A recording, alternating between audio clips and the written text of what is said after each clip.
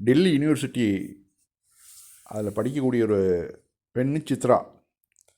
இந்த பெண்ணை வந்து ப்ரொஃபஸர்ஸு தவறான ஒரு கண்ணோட்டத்தில் பார்த்துருக்குறாங்க. அதை வந்து அந்த பொண்ணு வந்து இன்ஸ்டாகிராமில் பதிவாக போட்டிருக்குது. இந்த மாதிரிலாம் எனக்கு வந்து டார்ச்சர் கொடுக்குறாங்க அப்படின்னு சொல்லிட்டு.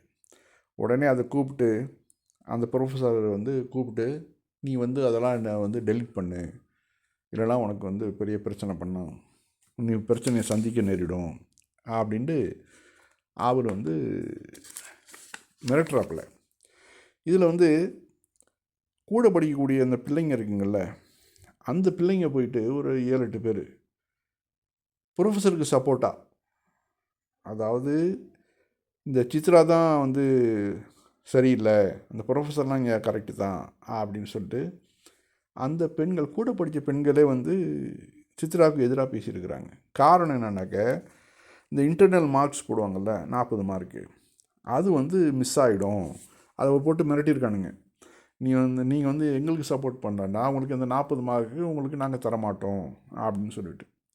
உடனே அந்த பெண்கள்லாம் போய் பயந்து போய் இந்த சித்ராவுக்கு எதிராக அங்கே போய் கம்ப்ளைண்ட் கொடுத்துருக்குறாங்க. எப்படி இருக்குது பார்த்தீங்களா? அந்த பொண்ணு பாவம், இந்த சித்ராங்கிற பொண்ணு அப்படியே அழுதுகிட்டே அந்த வீடியோ பேசி என்னை வந்து அவர் ரூமுக்கு போக சொல்கிறாங்க, தனியாக போக சொல்கிறாங்க. நான் என் உயிரே போனாலும் சரி, நான் நியாயமாக நடக்கக்கூடியவன், நான் உண்மையின் பக்கம் நான் நிற்கக்கூடியவன்.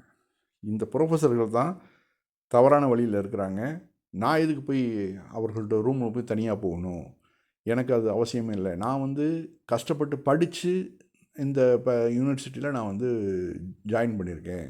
ஏதோ பின்பக்கமாக நான் வந்து வேறு ஏதோ செஞ்சு நான் வந்து இந்த இடத்துக்கு நான் வரல. நான் எதுக்கு அந்த ப்ரொஃபஸரை போய் நான் எதுக்கு பார்க்கணும், தனியாக போய் பார்க்கணும் அப்படின்னு அந்த பொண்ணு சொல்கிறத பார்க்குறோம். ஹிந்து ராஷ்ட்ரா, ஹிந்து மக்கள் அப்படின்லாம் பேசக்கூடிய இந்த பிஜேபி அரசாங்கம் இந்த பெண்ணுக்காக என்ன செஞ்சுருக்கிறாங்க? இந்த பெண்ணுக்கு நீதி வேண்டுமா வேண்டாமா? எத்தனையோ இதே மாதிரி 1, 2 இல்லை, எல்லா கல்லூரிகள்லேயும் இதே மாதிரி பிரச்சனை நடக்குது பெண்களுக்கு.